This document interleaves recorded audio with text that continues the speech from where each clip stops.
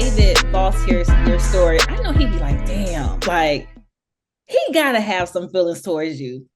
I know. Hey, Not we you all have feelings laughing. for each other. And it's funny too, because in 2018, when this journalist did the story on me and it came out, former Barney now runs a tantric sex business. A lot of people that I had worked with for years, they were like, I can't believe I and I'm like, you know I was doing tantra. Yeah. I had to sign an agreement about tantra. I would talk about tantra all the time. I feel like even now they were still shocked because I watched the documentary I Love You, You Hate Me, and they was like, we couldn't believe it. Like I still don't know. I'm like, come on, y'all, stop it. Because I don't just from meeting you, you don't seem like that person that will hide anything about yourself. Like what you see is what you get. Exactly. Exactly. And then also in Tantra, they teach you to walk in truth. And when you walk in your truth, Mm. you're walking in your love, you're walking in your purpose, and you're walking with honoring yourself. And Hmm. knowing that as you're honoring yourself and you're walking in truth, you're radiating that. So people are then coming to you within truth. Yeah. Yeah. You're able to see through a lot of people's bull because it's like, your spirit's telling me one thing and your mouth is saying the other. Yeah. I'm gonna trust what the spirit's telling me. Yeah, facts, facts, facts. And I feel like because of that, you had such a good relationship with Bob West that y'all even created this term called Dino Sync. And when people would say that Bob was the heart of Barney, but you was the soul of Barney. Yeah, yeah. Bob and I had a beautiful relationship. Mm. Until, Until when? What's the tea? until. All right, so this story Yeah, is give kind us of the tea. Yeah, all give right. us the tea. What's the tea, David? All right, so um, when I was working for Texas Instruments after I Mm-hmm. graduated uh, ITT Tech, Mm-hmm. I was driving. I love cars, so I was Mm-hmm. driving this Triumph TR7 that I had bought in Indiana, and it was this whole deal about my father was like, "Hey, you never want to buy a car from somebody's yard, blah blah blah blah blah." So I bought this car, Mm-hmm. and the engine kept messing up. I had to get the engine fixed. When I got my job at Texas Instruments, it was over the phone, and so my car was in the shop, and I had to wait for the car to get out of the shop to then drive to Dallas.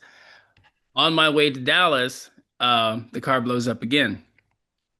And so then later on, I go home to pick up the car. Now I'm making enough money to put it in the shop. Mm.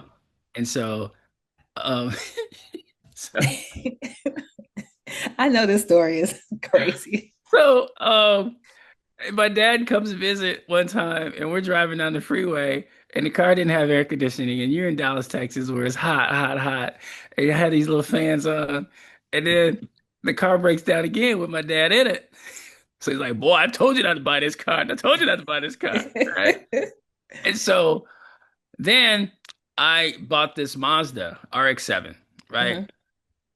Loved Mazda. When I was in school, a good friend of mine, Tommy Mayberry, his dad got him this Mazda RX-7 and rotary engine. And so I didn't want to copy him. So I was Hmm. like, hey man, 'cause now Tommy's, he's driving this 300Z. And I said, hey man, think about getting this Mazda. He's like, yeah, man, you're gonna love it, man. You're gonna love it. So I buy the Mazda, right? So 1993, they came out with a third generation Mazda RX-7. Mm. I wanted that car so bad.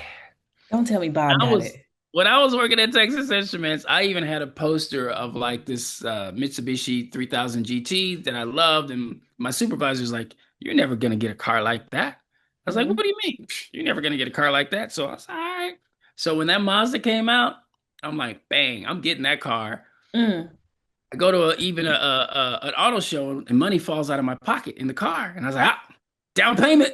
Yep. I That's a didn't make a down sign. payment. I would come home from the clubs. One of the dealerships had one of them on the rack. I'd be laying on the ground looking at the body underneath the car, looking at the shocks, looking at the struts, looking at the system, the suspension system, all that. Falling asleep, birds chirping 5 o'clock in the morning. So I'm gonna get this car. Hmm. I hadn't built up enough credit to make a purchase of that amount because the car was 30 grand.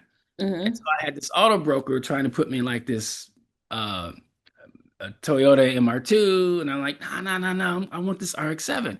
So now, long story short, because it's got to get longer.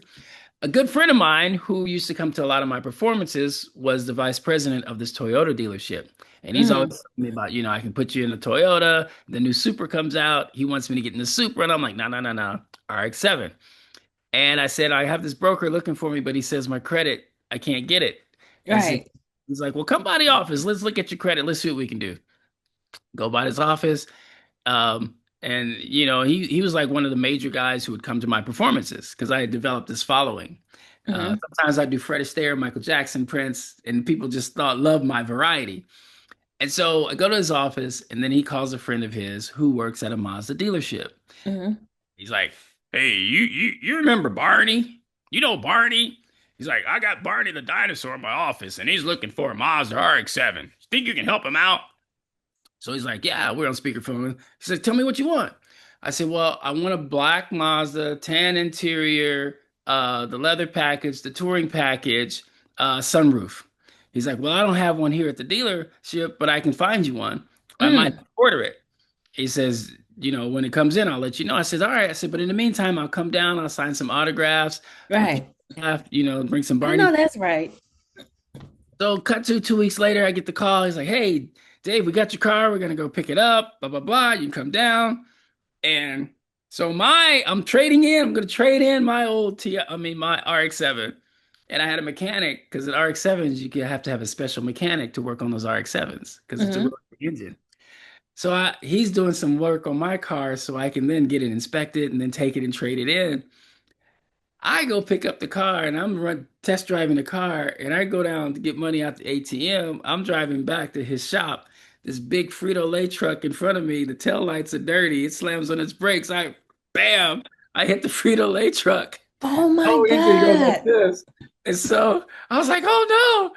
And so I call him up. I said, Shannon, walk outside. Look down the street. He's like, what happened? Oh my God. So he's able to, maneuver the engine so that I can still drive the car.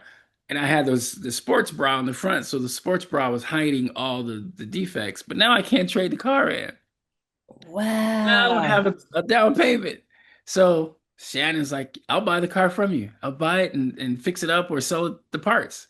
He's like, because he knew he could sell those parts a lot Right. more than what the car is worth. And Mm. all right, cool.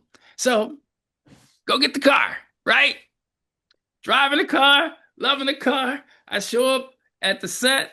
I'm Everybody's like, "You got the car! You got the car!" I said, "Yes." They're all excited for me. They're all happy. Yes, this was May 25th, 1993, right? What?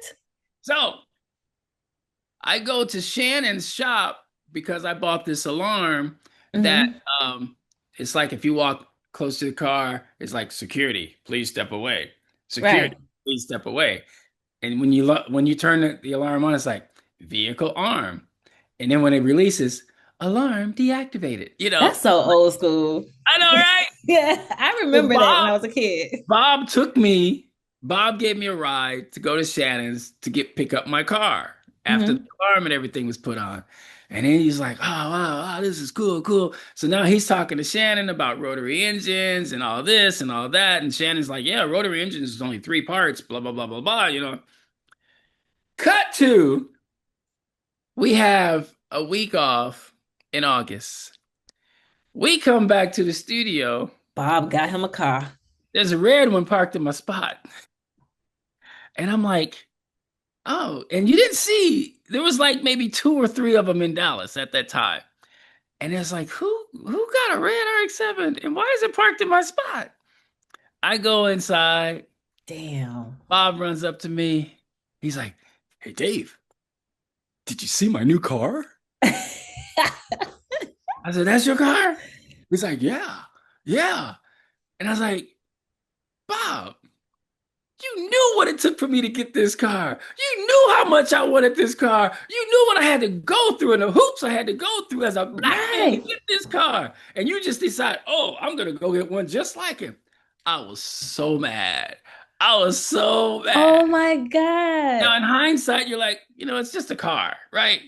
But everything that took place with the TR7, my dad, And with him, it was just like a yeah, nothing. the RX-7, trading it in and then wrecking it and all that stuff, falling asleep under the car. It's like all this stuff. And then you just gonna go get one. Just I was like, oh man. I was like, Dang. oh man. Did he ever So apologize for it, or did he even understand what that meant to you? no, he didn't understand. He didn't understand. Sometimes they don't understand Yeah.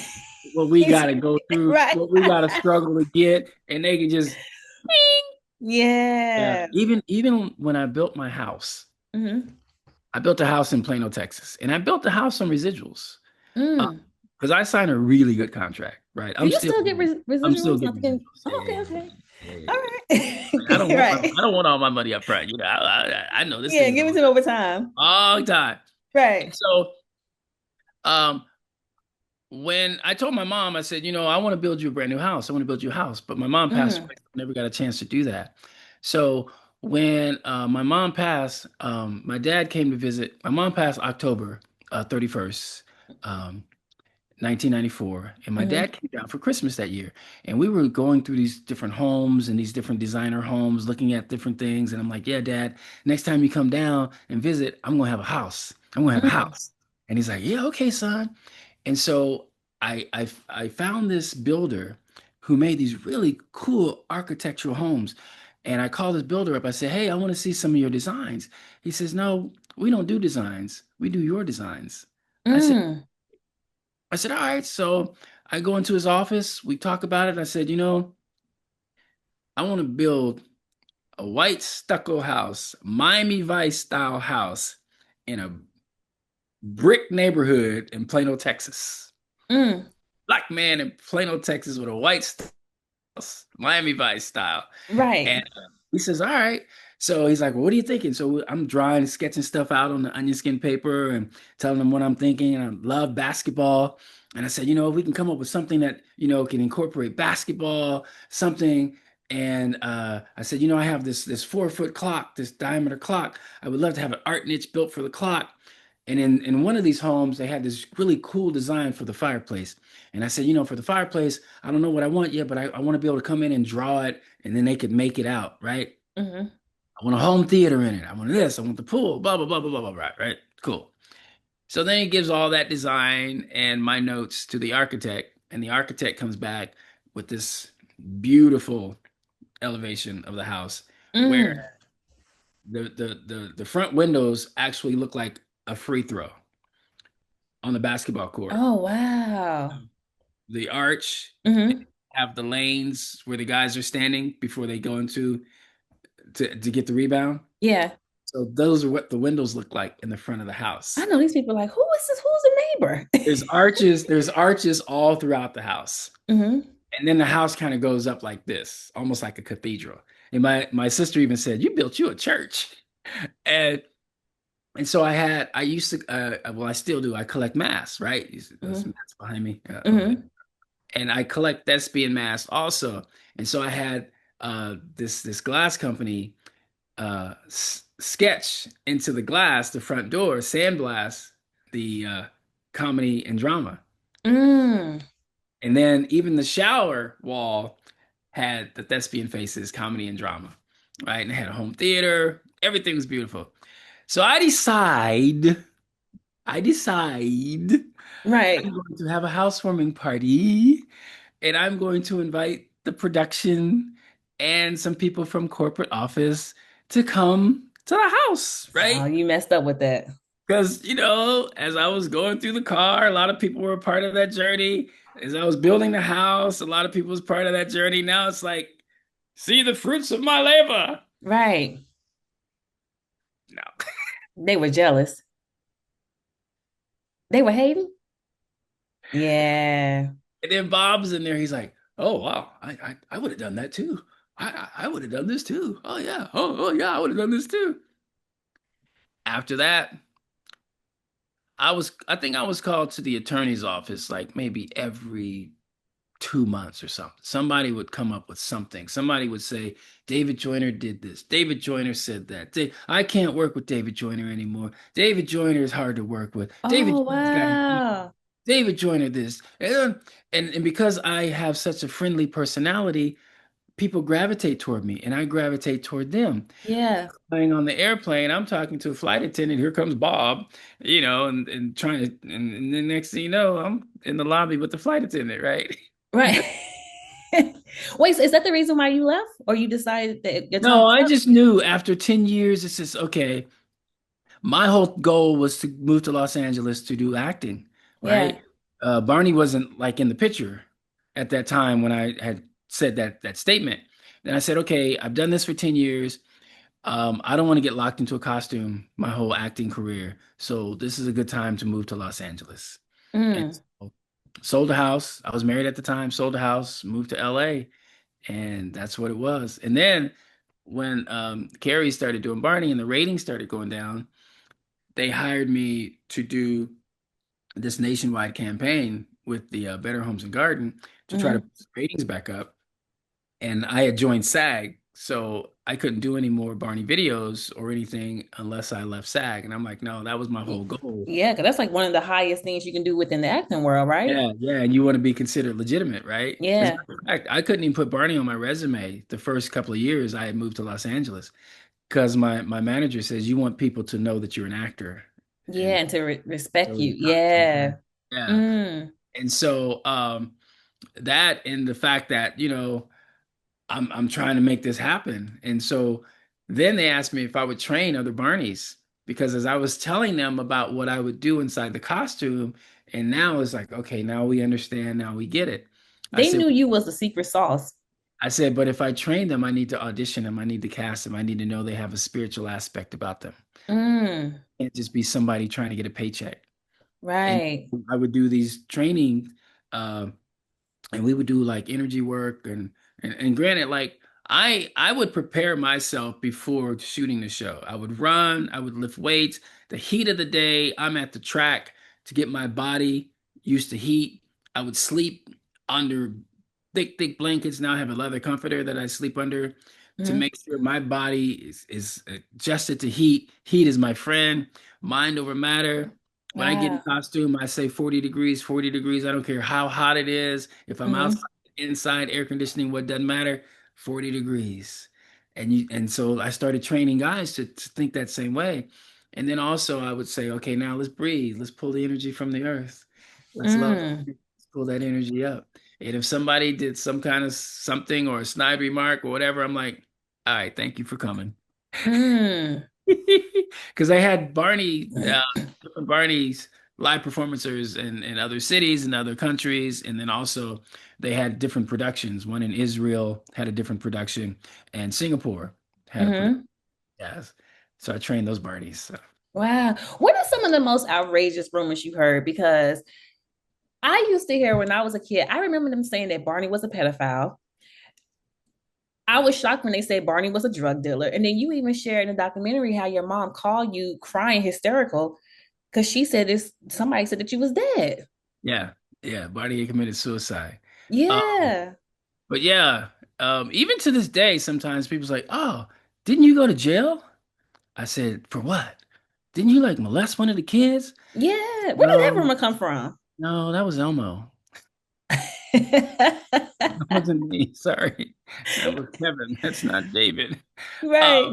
But like they talk about in the documentary, sometimes people they would form these stories, Hmm.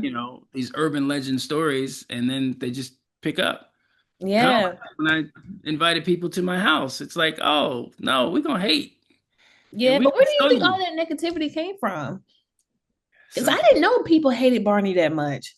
yeah. Some people just well, here's the other thing. Barney was targeted for 2-year-olds.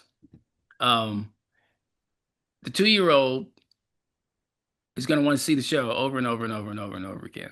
Yeah. Now got to hear this music, hear the song. But Now, that's what kids do. yeah, and granted, you want your child to listen to this, going, oh wow, yeah, they love it, they love it. But then Hmm. after a while, you may just, oh gosh, no, not Barney again. You go to the store, there's all this merchandise. The child wants the merchandise, so now you're spending all this money on Barney too. So Mm. blame people for not feeling the love that we had for Barney because we knew we were making a beautiful product. Mm-hmm. We're looking at it sometimes from a consumer point of view, where they're buying this merchandise, they're having to listen to the songs and the video, watch the videos over and over with their kids. So you kind of develop this annoying kind of but for them to like really come up with some dark seated stuff. Yeah, it was And like the guy in the crazy. documentary, the jihad of Barney or the I Hate Barney fan clubs. And that's how a lot of these rumors got started. Mm-hmm. And then when the Klan found out the guy inside was black That and, was crazy. and their kids were watching the show. And so, that's the other thing. You got to deal with not only the purple dinosaur, but the black man inside the purple dinosaur. Yeah. I had to deal with that. The company had to take a tolerance class. Yeah. Wow. Because they were Wow. threatening to fire me because of all this stuff that was going on. And I was like, nah, nah, nah. They're not liking me because of something else. And I hired this labor attorney who was a member of my church at the time. And even that was like divine. I pull up in the parking lot after this meeting, and this brother's like, Brother Joyner, how's it going? I said, ah. He's like, man, you're not your happy self. What's going on? And I told him, and he's like, well, I'm a labor attorney, right? And I was like, Mm. and so he like, hey, next time you hear anything racist or whatever, write it down. Write it down. Yeah. So he had all these notes so that when he talked to the attorney, he's like, bam, bam, bam, bam, bam. Yeah. And we threatened to Wow. sue. And so then everybody had to take a tolerance class. And then one of the security guards, he and I were good friends. But he used to call me boy all the time. And then one time, Boy. yeah, he's like, "Hey boy, how's it going?" I said, "Hey boy," and I said, "Jim, you got to stop calling me boy, man." I said, "My own dad doesn't call me boy." Oh, I can call you what you want to, what I want to, boy. So when he had to take the tolerance class, he refused. He's like, "I'm not taking no tolerance class. I can do whatever I want." So he got fired. Wow. Cut Damn. to, cut to, he passes away. Years later, his wife reached out to me and she asked me if I would speak at his funeral because she says, he was stubborn. He was from the old school, the old 𝐼𝐸, that Texas born, you know, Yeah. less than. And he said, but he loved you. And once he got fired, he knew he had messed up, but he couldn't, come to grips to say, I'm sorry or whatever. Yeah. He says, would you mind coming to the funeral and saying a few words? I said, Mm. absolutely. Wow. We're almost finished, but what was your relationship like with Sheryl Leach? Oh, Cheryl was the most sweetest, beautiful woman that you could meet. Cheryl Yeah. had so much integrity, so much love. Um, you really knew that you were connected with somebody who, I mean, she coming up with the idea, right? And it wasn't something that she just did. Of course, Mm-hmm. the story was she wanted to um, help her son Patrick find something that could capture his attention at a young age. Mm-hmm. But Cheryl loved Barney. She loved Barney. And Cheryl saw a lot of things changing. And I think that's when she decided to leave and step down. And she's like, you guys aren't treating my baby like it's my baby anymore. It's now become Mm. this corporate conglomerate kind of thing. And it's like, Mm-hmm. this isn't what I wanted to do. But working with her, connecting with her, she was a beautiful soul. Cheryl Yeah. is a light worker. Her energy is so loving She and has to be. yeah, just beautiful, beautiful. I remember one time we were in Australia and our rooms were connected. We're not connected, but next to each other. And Mm-hmm. the bar, yeah, their rooms were connected in Australia. Right. No, Not and Barney messing with the creator. I know, right? And a lot of times, Cheryl, you need a tantra massage. No. So a lot of times I would wake up listening to gospel music or listening to something that, stimulates my spirit. And I remember we're going down and we're doing some content, whatever.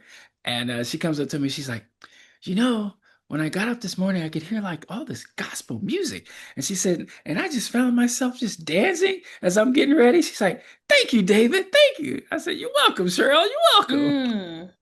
I'm not gonna lie, I really grew a soft spot for Cheryl because when I heard about her husband committing suicide because he was depressed, and then her son Patrick, he went to jail for shooting his neighbor. I was like, my God, Cheryl gave everybody something that we can like. Barney was a part of my childhood imprint. So to imagine what she went through, I felt so bad for her. I Yeah. felt so bad for her. Yeah. And even before that, she had to deal with family issues from the in-laws. I A didn't lot of even think people, about that. yeah, a lot of people don't know the story of Barney and Wishbone and how her husband's sister's husband. So I guess that's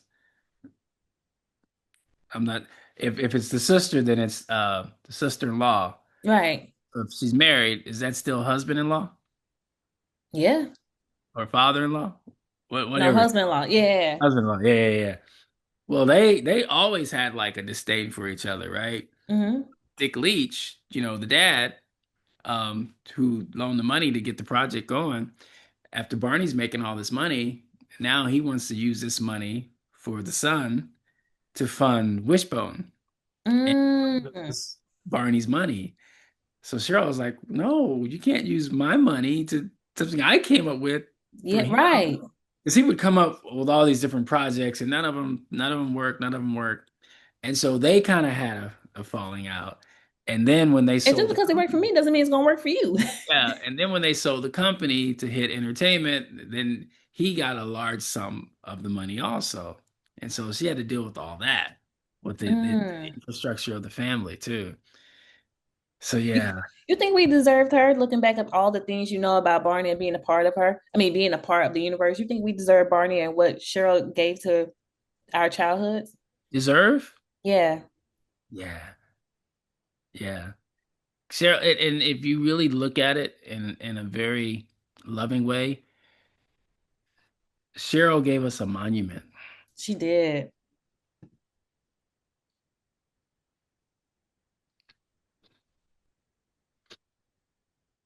Yeah.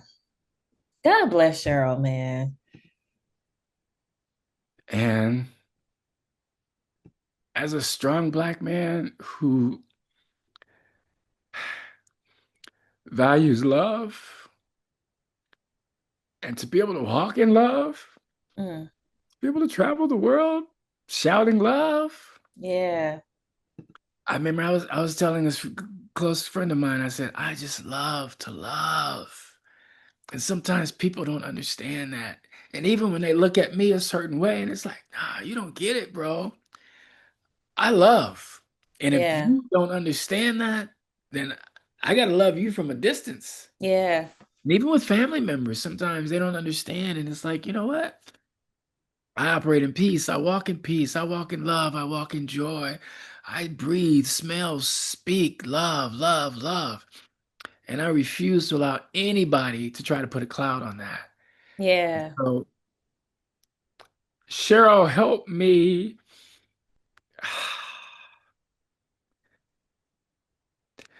Cheryl, help me live a life of love. Mm. Yeah. She gave us a monument. Yeah. God bless Cheryl, man. Ah, and last but not least, if Barney had a message for today's world, what do you think he'll say? Love thyself. Mm. Love thyself. And when you love yourself, you walk outside loving others. Put the mirror in front of the front door, look in the mirror, and say, I love you. So you Yeah. walk outside, you walking outside with self-love. You're not walking outside with self-hate. So you're not trying to hate, you're trying to love, Hmm. you're trying to shine. And then, I tell people all the time, I came up with this acronym. Uh, I want to smell great. I want to smell great.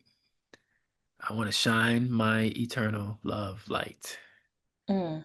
SMELL. Smell. shine my eternal love light. Mm, man, this has been such an honor to speak with you. Like, hands down. Like, I am like super excited we were able to do this. And y'all, he also said I had great energy. So Oh yeah, yeah, yeah, yeah. You're a light worker. You're a I light. am. Thank you. So what's next for you? Tell everyone where we can follow you, where we can support you when this book is coming out. If somebody wants some massages. Well, my social media is djoyner22. Mhm. Instagram, Facebook. Hit me up. I get a lot of messages. I have a huge, or Barney has a huge autistic following, and I get a Mm. lot of messages from the autistic community, and of course, some of them are like friends, and it's great to hear these messages. And sometimes you have to like, okay, hold down, slow down, because Yeah. but I love the fans, and I love being able to communicate with them. I wear my Barney stuff. I started doing that after the documentary came out. I started wearing Barney stuff again, and just being able to I know share. you have so much Barney Perry. Oh my Yeah. God. And then, I'll, now it's like, hey, when you're a kid, you watch Barney growing up, that was me inside the costume. And then just the reactions from that and taking photographs, and that is a beautiful thing. I'm now working on another show that Mm-hmm. I really can't tell people about yet. Mm-hmm. I'm one of the co-producers of Doggyland, Mm-hmm. the new show with Snoop. And Okay. yeah, yeah, yeah, yeah. And w- uh, the show itself is a 3D animated show. And when we do live appearances, there's a costume. I'm not Mm-hmm. inside one of the costumes. I can't say that. Mm-hmm. Anyway, yeah, we just did a tour with Kids Bob. Um, Oh, cool. East Coast tour. Cool. Yeah. And so, yeah, and Hip Hop Harry, still doing Hip Hop Harry. And Come yeah, on now. You book blessed and busy. That's what I'm talking about. yeah, yeah, I'm walking in love. And I'm still Yeah. acting. I'm on television a lot, doing my thing. Mm-hmm. Just had a major audition that I turned in yesterday. So we'll see how that goes. But yeah, you can find me riding around California on my Can-Am Spider or my convertible, Okay. enjoying Okay. life. I tell people I work hard so I can play harder. Same, same, Yeah. same, same. You know, Yeah. one more question because I just thought about it. How do you protect your energy? Oh, there's something that I call the protective force field and the Mm-hmm. protective sphere. So what you do is you pretend like you're inside a dome, and you pretend that you are able to see outside the dome, but others can't penetrate that dome, Mm. fight them to penetrate that dome. Sometimes we have to learn life lessons, so the spirit will let you invite people into your space that you're going to learn a lesson from. And that lesson Mm-hmm. may not be a beautiful lesson. It may be a dark, ugly, dirty lesson, but you're going to learn something from it to grow. And I look at life also as we're stepping. And like we go to school, we have to study, we take the tests. We don't always pass the tests, but we Right. we have to may take the test again, or we may have to study harder, knowing that we got another exam coming up. So we got to study. Mm-hmm. Sometimes things happen to us in life where it's going to test us to see if we studied, if we've studied self, if we allow the universe to flow with us, if we allow the energy to flow with us. So my thing is always staying in constant meditation. Mm.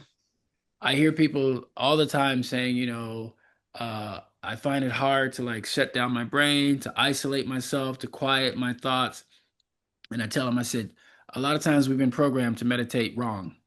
Mm. How you meditate. That's not how the world works. The world is constantly revolving and evolving, right? Mm-hmm. We are constantly growing, learning, and understanding.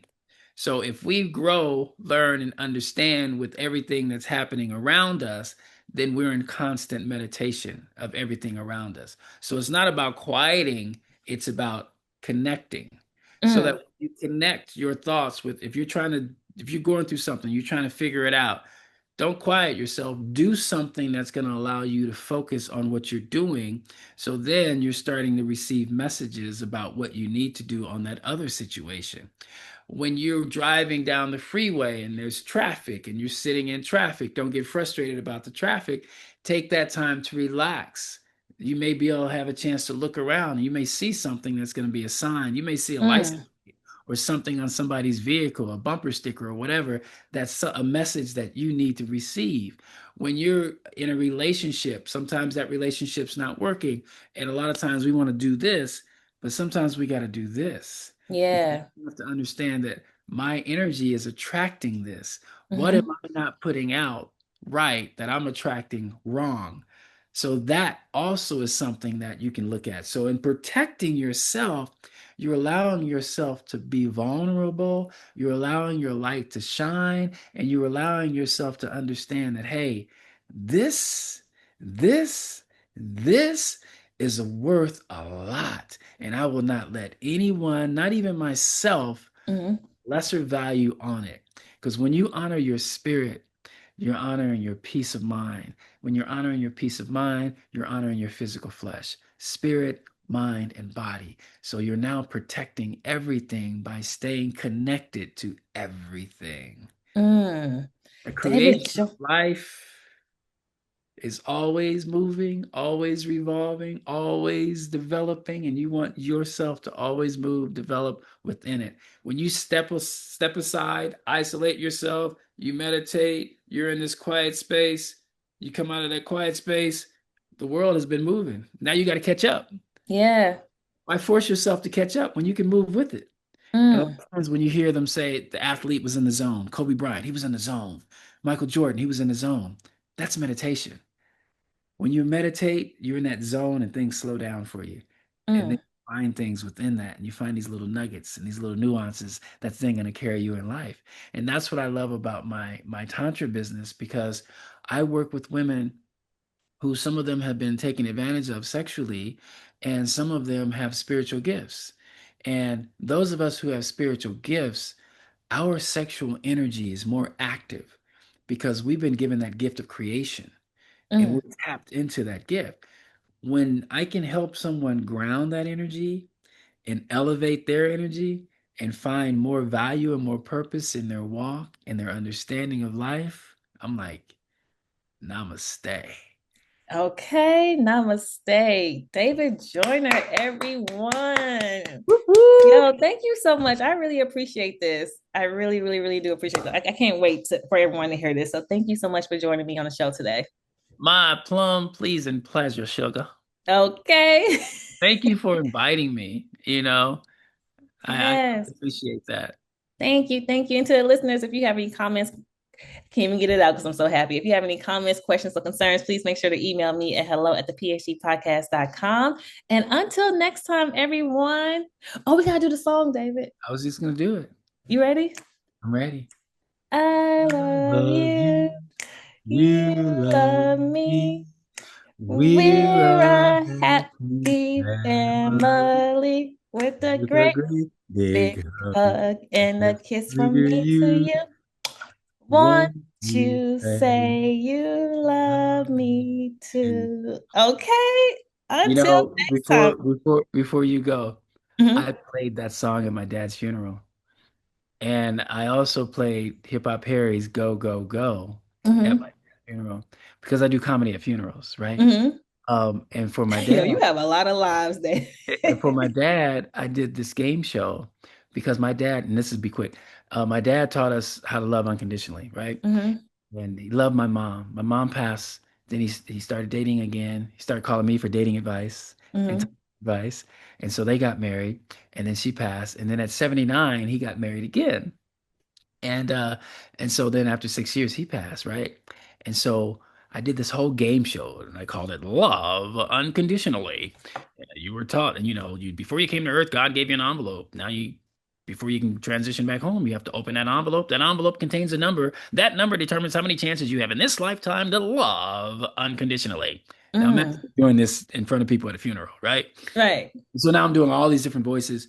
So at the very end, I said, okay, now church. You've heard all three rounds. You've heard all three relationships. If you believe in your heart of hearts that Roscoe Joyner loved unconditionally, shout amen. So everybody's like, ah, tell him what he's won, Johnny. Roscoe Joyner, you've just won an all expense paid trip to the heavenly realms. You can now sit beside those who have gone on before you. Light Mm. up the sky with your smile, but more importantly, you've taught us what it means to love unconditionally. Roscoe Joyner, are you ready to go home? Yes, I am. So I hit the music. Go, go, go, go, go, go. Who's next? Right? And then Oh my I'm like, my name is David Joyner. Thank you for playing with me, Heaven's favorite love match game. Let's all say it together. Love unconditionally. And remember to always smile. If you find God. yourself smiling and you don't know why, ask yourself this question. I hit the music. The reason we're smiling, Barney, is because of you. We've had such an amazing day. Oh, I've had an amazing day too, with the people I love. I Mm. love you. You love me. Now the whole church is Oh, singing. The guy on the organ's like, he putting that little right. You gotta put that little sauce on it. yeah. Oh, that's amazing. Oh, thank you so much. And that song means so much to me. Oh, sometimes Yeah, I'm riding around LA and my Can-Am has a loudspeaker system and I'll have the I Love You song on repeat. And I'm just sitting at blasting a it. stoplight in Hollywood. People are walking, you have a lot of tourists and they're looking. And then some of them are like, and they're taking pictures. And I'm like, yeah, the love, spreading the love. Oh man, when I come to LA, I'm gonna come visit you. All right. All right. All right. So y'all heard Refreshing. it. Ah! Until next time, everyone. Bye. All right. Blessings. Namaste. Namaste.